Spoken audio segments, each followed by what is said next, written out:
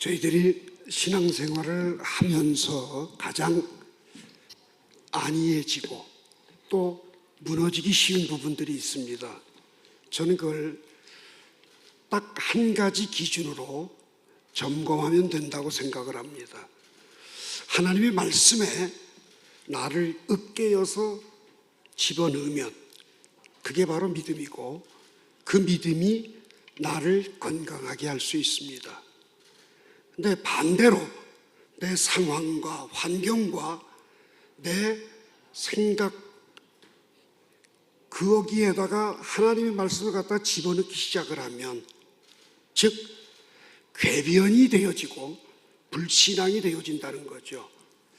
제가 50년 사역을 마무리하고 지난 연말에 후임 목사를 청빙을 했는데, 그 후임 목사하고 저하고, 소위 MZ세대하고 저하고의 차이가 뭔가.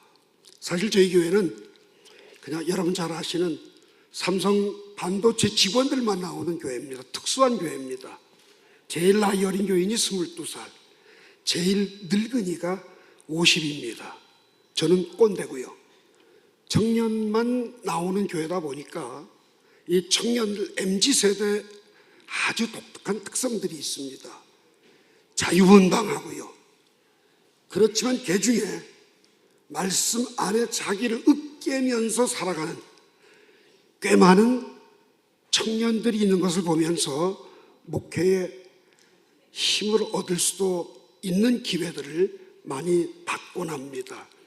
전 현재 여러분과 제가 살고 있는 이 나라의 상황에서 회복을 이야기한다고 해서 큰 기대를 하지 마시고, 제가 지금 여러분에게 드리는 주제입니다. 회복의 비결은 내가 성경 속에 깨어질 때, 성경 속에 나를 깨어서 집어넣을 때, 그때에 우리는 회복될 수 있다라는 결론을 먼저 말씀드리면서 본문을 풀어가려고 합니다. 저는 35년 전에 교회를 천막을 치고 개척을 하면서 하나님 앞에 비를 맞으며 옷을 적시면서 천막교회에서 예배하면서 이 룻기서 말씀을 8개월간 저희 교회에서 말씀을 나누면서 은혜를 받았고, 그 말씀을 제 삶에 거의 모든 문제 때마다 어떻게 해결하면 좋을까 하는 잣대로 삼고 살아갑니다. 이 룻기서라고 하는 성경을 보시게 되면 사실 이 룻기서에는 한 가지 주제입니다. 시어머니 따라가서 축복받은 며느리 이야기입니다. 이걸 우리 성경적 도입을 한다면 주님 따라가서 구원받은 성도라고 할 수 있습니다. 반면에 이 룻기서는 이방 여자의 이름으로 성경이 기록된 독특한 특성을 가지고 있고요, 여성의 이름으로 성경이 기록된 것이 많지 않죠. 그 중에 하나라고 하는 거고요. 우리가 원하는 기적과 이적은 없습니다. 그러나 절절히 영적인 승리가 있는 것이 룻기서의 특징이기도 합니다. 이 룻기서가 기록된 목적은 하나님을 떠나면 사람은 불행해진다고 하는 겁니다. 그리고 행복하려면, 회복되려면 회개해야 한다. 주바라기가 될 때 회복될 수 있다라고 하는 것이 룻기서의 목적입니다. 그리고 우리 믿음의 사람들은 절대 실패하는 것 같지만, 넘어지는 것 같지만 망하지 않는다고 하는 거죠. 우리가 모두 잘 아는 말씀입니다만은 잠언 24장 16절 말씀, 시간상 강의 시간이 많이 줄기 때문에 성경 구절을 여러분 원고에도 있고 보시면 될 것 같습니다. 하박국 같은 경우, 미가 같은 경우 전부 이 신앙인이 무너지고 넘어지는 것 같지만 다시 회복되고 일어서는 것을 우리는 7전8기 많이 말씀 속에서 보게 됩니다. 그리고 시편 91편 10절에 보게 되면 하나님께서 우리를 지켜주시기 때문에 반드시 망하지 않는다라고 하는 것을 깨우쳐주는 것이 룻기서입니다. 룻기서 1장은 전체 내용을 보게 되면 어떤 내용을 가지고 있냐 하면 망할 짓 하니까 망한다는 겁니다. 실패할 짓 하니까 실패하지, 실패할 짓 안 했는데 실패하는 경우는 절대로 없다는 것이 이 룻기서 1장에서 여러분과 제게 주는 교훈이기도 합니다. 망한 이유가 6가지가 있습니다. 이 6가지 실패의 원인이 내게 그림자처럼 드리워져 있다고 하면 우리는 빨리 떠나야 된다고 하는 거죠. 제일 첫 번째 이유는 물질을 사랑할 때 망합니다. 이 물질이라고 하는 것은 사사들이 치리하던 때에 그 땅에 흉년이 들었는데 흉년이 드니까 이방 땅으로 가게 된 거죠. 이게 바로 망하는 이유입니다. 우리는 신앙인으로서 내가 지켜야 할 자리, 내가 서야 할 곳을 떠나서는 안 되고 또 주님보다 더 사랑하는 것이 있어서는 안 된다고 하는 겁니다. 물질을 사랑한 결과 망한 성경의 사례들이 굉장히 많이 있습니다. 또 탐심으로부터 자유하지 못하고 디모데전서 6장 10절 말씀처럼 돈을 사랑하면 일만하게 뿌리가 되나니 이에 미혹을 받아 믿음에서 떠나 자기를 찔렀도다. 돈을 사랑한 결과 나를 찌르는 결과가 되고 만다고 하는 것이 룻기서 1장이 우리에게 주시는 교훈이고요. 베들레헴은 떡집인데 하나님의 몸된 교회를 떠나는 것이 바로 실패하는 원인이 된다. 우리가 정말 모든 것들이 성장해 가고 아름다운 열매를 맺으려면 교회가 좋아지고 가고 싶어지고 기다려지고 예배가 내게 사모가 되어질 때에 그때 우리는 계속 안정된 성장을 가져오는데 교회가 자꾸 멀어지기 시작하고 내 안에 어떤 거리감들이 생겨지기 시작하게 되면 결국은 망할 수밖에 없고 실패할 수밖에 없다는 것입니다.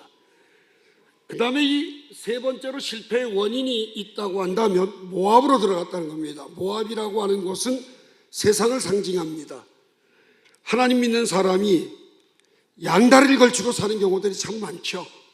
그런데 세상에서 나를 환영할 것 같고 내가 세상에 가면 대접받을 것 같지만 사실 세상에 가는 그 순간, 발을 내디디는 순간 우리는 실패할 수밖에 없게 되고 타협이라는 손을 내밀게 되고 또 거기에서 우리는 영적인 위험을 초래하게 된다고 하는 것을 우리는 1장에서 발견할 수 있게 됩니다.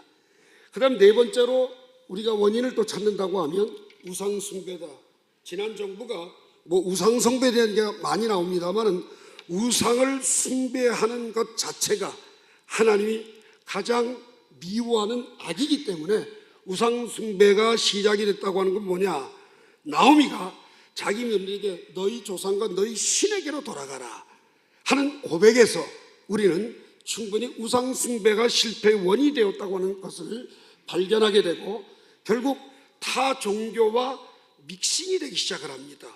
적당한 타협과 적당한 처세를 통해서 우리는 영적인 죽음을 맞이할 수밖에 없게 되고 결국 이러한 가정은 타락할 수밖에 없게 된다고 하는 것이 바로 1장에서 우리들에게 주시는 교훈이기도 합니다.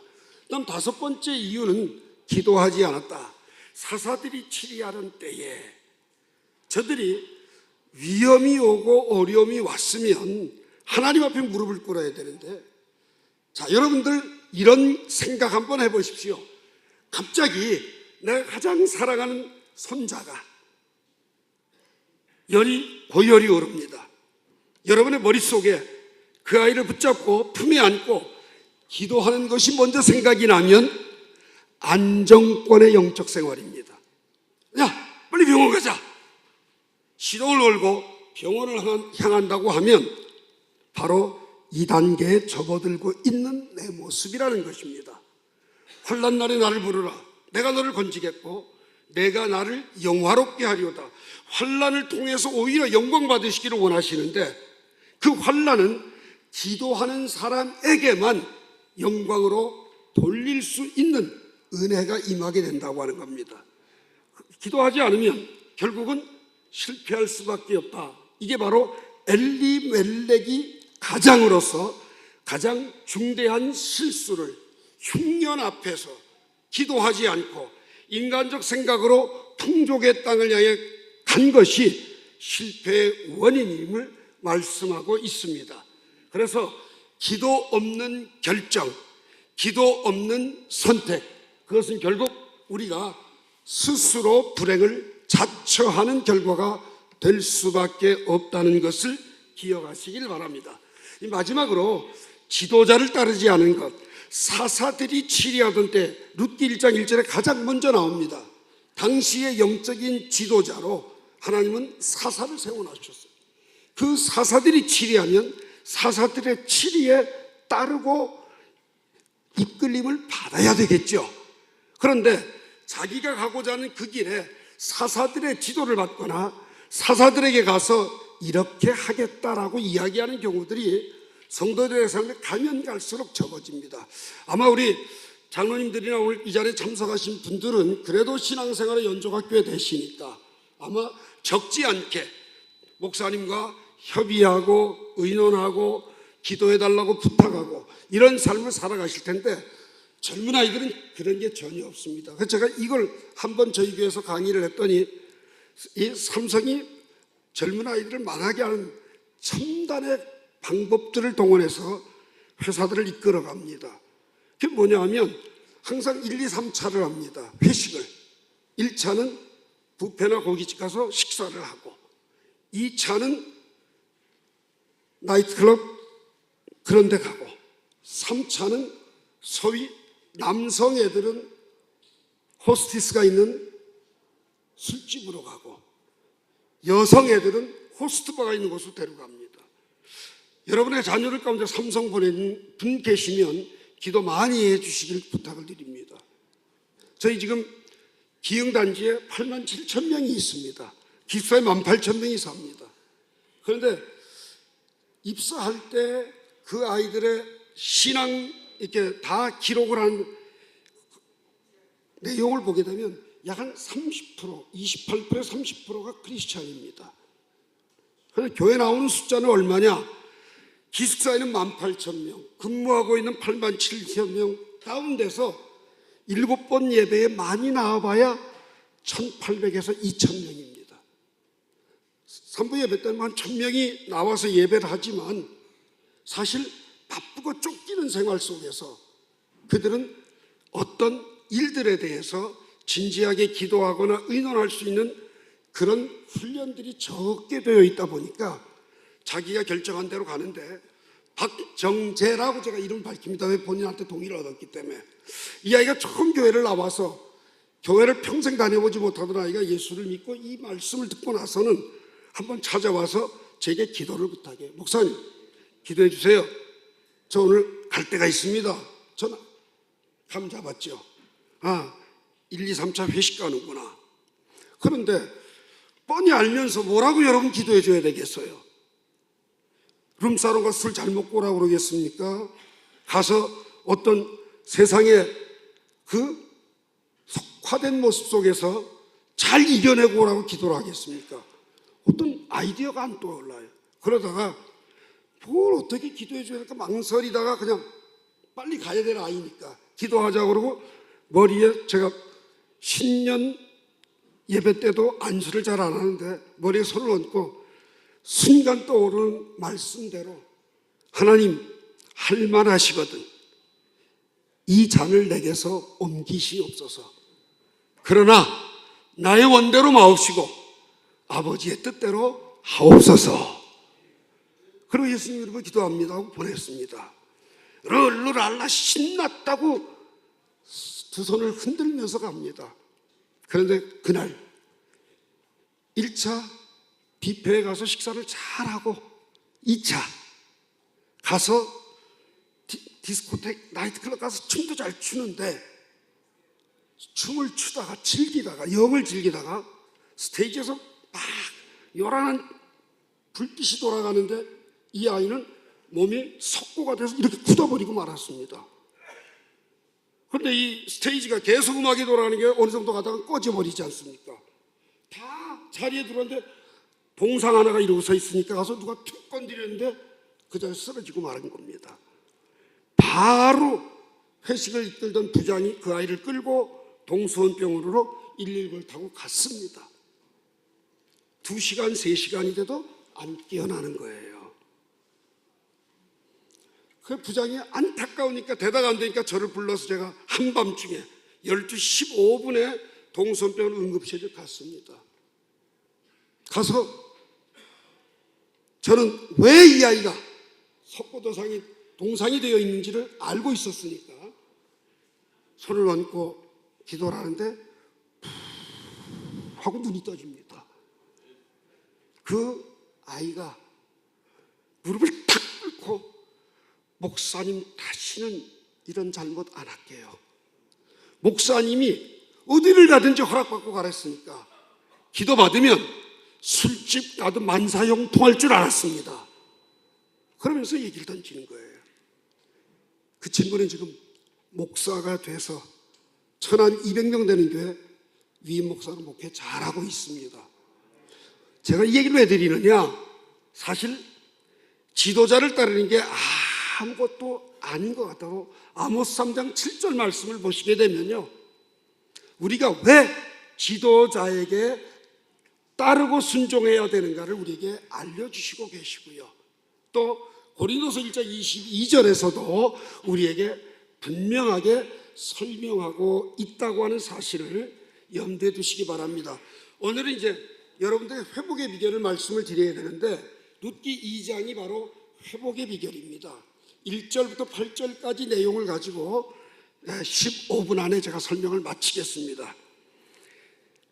회복하는 것도, 망할 것도 망할 짓을 해서 망했으면 회복하는 것도 비법이 있습니다. 몸부림친다고 회복시켜 주옵소서 한다고 회복이 되는 게 아니라는 겁니다. 우리 그리스도인들에게 회복의 비결은 딱 한 가지입니다. 은혜 받으면 됩니다. 어떤 상황에서도 병이 들어 죽을 순간이 오든, 사업에 실패해서 인생의 바닥을 치든, 예기치 아니한 자녀들의 문제가 생기든 어떤 상황에서도 은혜 받으면 회복은 반드시 이루어진다고 하는 겁니다. 사모하는 만큼, 갈망하는 만큼 회복의 속도는 빨라질 수밖에 없음을 염두에 두시길 바랍니다. 그러면 오늘 룻기 2장에 보게 되면 2절 말씀에 보게 되면 룻이 시어머니에게 나로 밭에 가서 이삭을 죽게 하소서 그럽니다. 이삭은 말씀인데 말씀을 사모해야지 되고, 또 밭은 뭐냐? 교회를 상징합니다. 시편 84편 10절 말씀처럼 말씀과 교회를 사모하면서, 또 시편 107편 9절 말씀처럼 하나님 앞에 성령을 사모하면서 나아가면 반드시 하나님이 은혜를 베풀어 주신다. 은혜 받는 것만이 내가 살 수 있는 길임을 꼭 기억하시기 바랍니다. 어떤 시험이 와도, 어떤 위기가 와도, 국가적 위기나 가정적 위기나 교회의 모든 위기는 은혜가 메마르기 때문입니다. 내 심령에 은혜가 넘치면 어떤 시련도 넉넉히 즐길 수 있고요, 어떤 고난도 넉넉히 이길 수 있다라고 하는 것을 가슴에 꼭 새기시기를 부탁을 드리겠습니다. 두 번째로는 허락을 받고 갔다는 겁니다. 룻은 젊은 여성이었습니다. 소위 청춘 과부입니다. 그리고 시어머니는 다 망하고 실패한 사람입니다. 그 실패한 시어머니, 사실 짐이고 부담입니다. 짐과 부담이 되는 그 시어머니에게 나로 밭에 가서 이삭을 죽게 해달라고 하면서 허락을 받았다고 하는 것은 그만큼 공경하는 자세가 있었고 순종하는 태도가 있었다라고 하는 겁니다. 이 순종의 첫걸음은 말로부터 시작이 돼요. 여러분과 제가 똑같은 말이라도 어떤 표현을 하느냐, 어떻게 상대에게 접근하느냐에 따라서 도전적이 될 수도 있고 순종하는 모습이 될 수도 있고, 말 한마디로 천냥빛 갚는데, 하나님 앞에서 저는 기도할 때에 하나님 앞에 내가 필요한 것들을 구할 수 있습니다. 그것보다는 아버지의 뜻 앞에 이 환경 속에서 아버지의 뜻이 무엇인가를 묻고 그 부르심에 따를 수 있는 모습, 그것을 저는 순종이라고 말씀을 드리고 싶습니다. 그래서 항상 순종한 결과 룻기 4장은 인생의 반전이 오는 축복의 여인이 되고 다윗의 후손을 낳는 가문의 영광이 이루어지는 놀라운 은혜가 있었던 것처럼 오늘 우리가 은혜 받는데 가장 중요한 건 뭐냐? 가로막힌 담이 없어야 됩니다. 불편하면 안 된다는 겁니다. 그래서 항상 순종을 통하여서 은혜를 누리는 귀한 모습이 되시길 바라고요. 베는 자를 따라갔더니 목자를 만났다라고 하는 말씀이 오늘 본문에 있습니다. 베는 자는 사명자인데 사명자를 따라가면 목자 되시는 예수님을 만난다. 이게 룻기서의 결론입니다.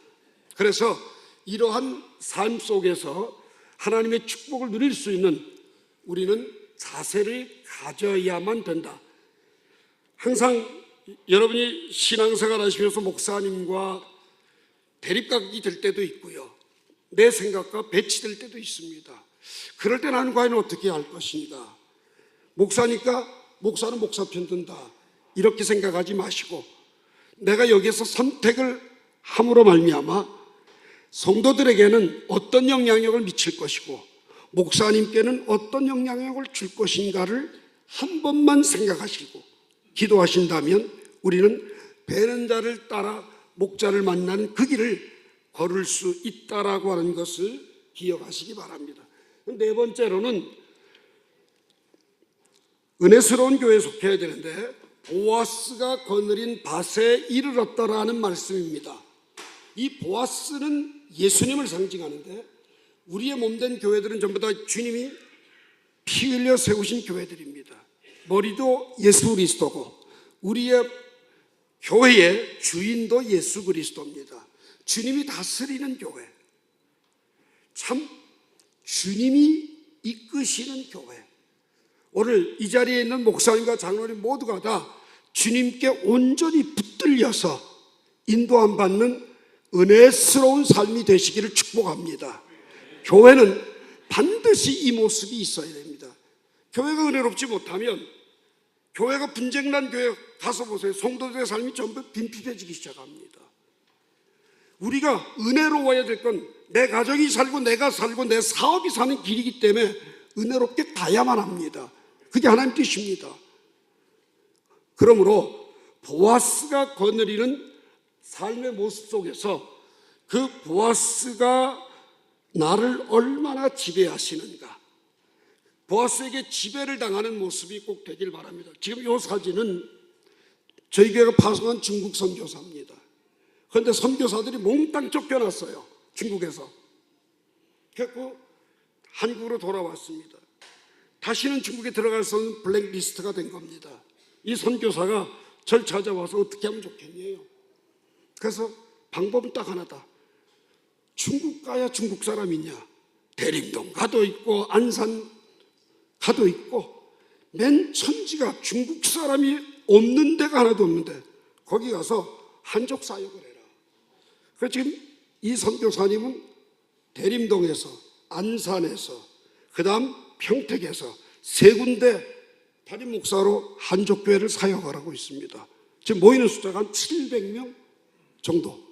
이 한족들을 성경으로 훈련시켜 놓으니까 그들이 다시 중국으로 들어가서 파송된 평신도 선교사로서 열매를 거두는 모습인데, 교회가 은혜롭게 속하면, 복음에 붙들리면, 그리고 주님의 뜻을 발견하면 얼마든지 성장할 수 있고 하나님의 영광을 드러낼 수 있다는 것을 염두에 두시기 바랍니다.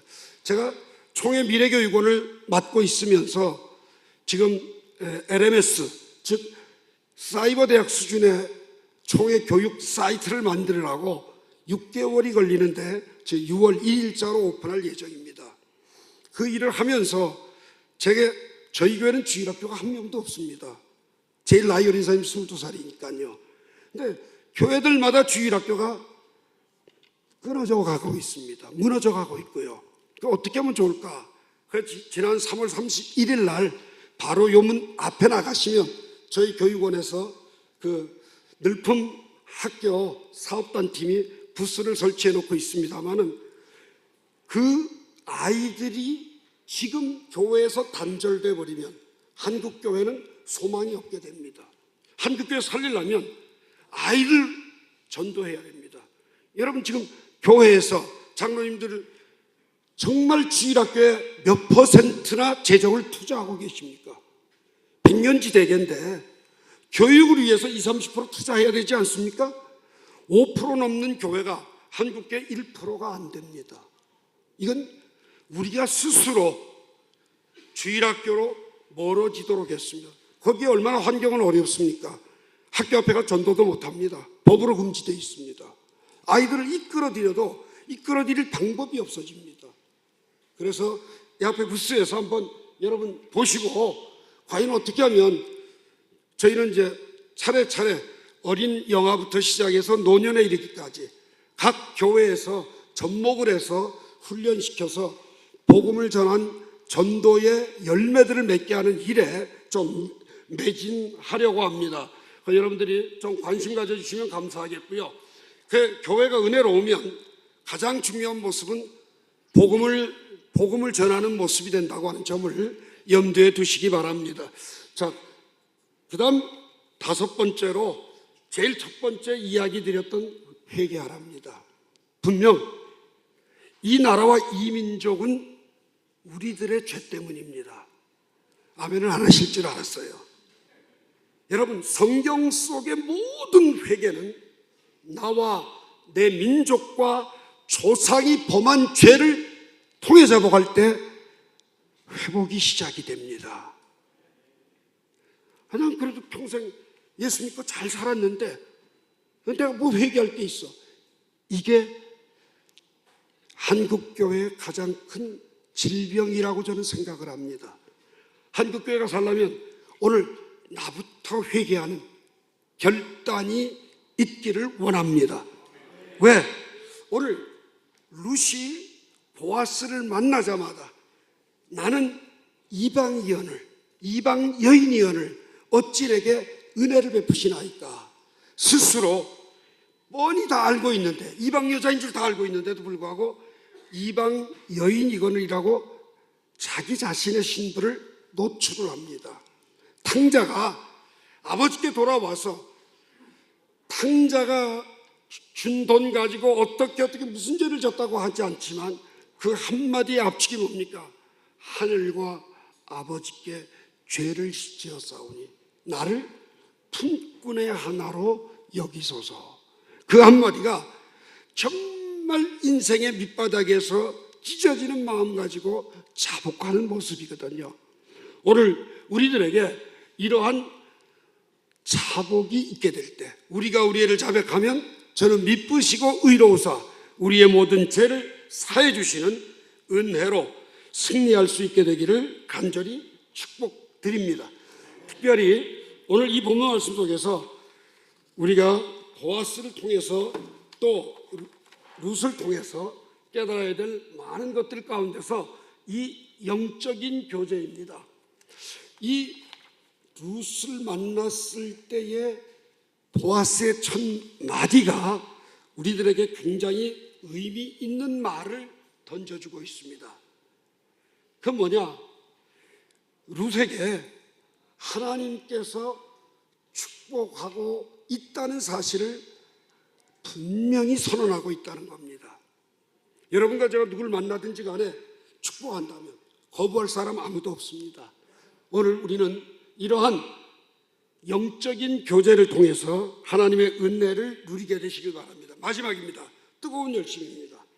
이 뜨거운 열심은 바로 열심만 낸다고 되는 게 아니라 성경에 보게 되면 요한복음 2장 17절에 보게 되면 그 유대인들이 성전을 사모하는 것보다 더 뜨거운 열심을 먹고 사는 겁니다. 그래서 소 파는 사람, 비둘기 파는 사람, 돈 바꾸는 사람, 장사꾼들이 조금 더 자기의 수익을 올리기 위해서 성전 안까지 들어왔다가 결국 예수님이 노끈으로 채찍을 만들고 다 내쫓았죠. 내 집은 만민이 기도하는 집이거늘 강도의 구렬로 만들었다고 책망을 하셨습니다. 그래서 열심도 무조건 열심이 아니라 성경대로의 열심이다. 특별히 열왕기하 19장 31절과 시편 32절 말씀 보게 되면 우리 하나님이 열심히 있으셔요. 하나님의 열심히 이루신다고 얘기를 합니다. 즉 하나님은 열정이 우리들보다 10,000배 더 강하신 분입니다. 비유로 표현하는 겁니다. 그런데 우리는 식어져 버렸어요. 그래서 열정이 회복되어야 된다. 아까 우리 김장로님 기도해 주신 대로 잃어버린 처음 사랑, 어디에서 떨어졌는지 생각하고 회개하고 돌이키는 은혜가 있길 바랍니다. 오늘 말씀을 마지막 결론 내리면서 함께 기도하려고 합니다. 노아도 홍수로 세상을 쓸어버릴 때 창세기 6장 7절에 보면 노아가 여호와께 은혜를 입었더라 이렇게 얘기를 합니다. 은혜 받은 노아는 자기의 가족 8명을 살렸습니다.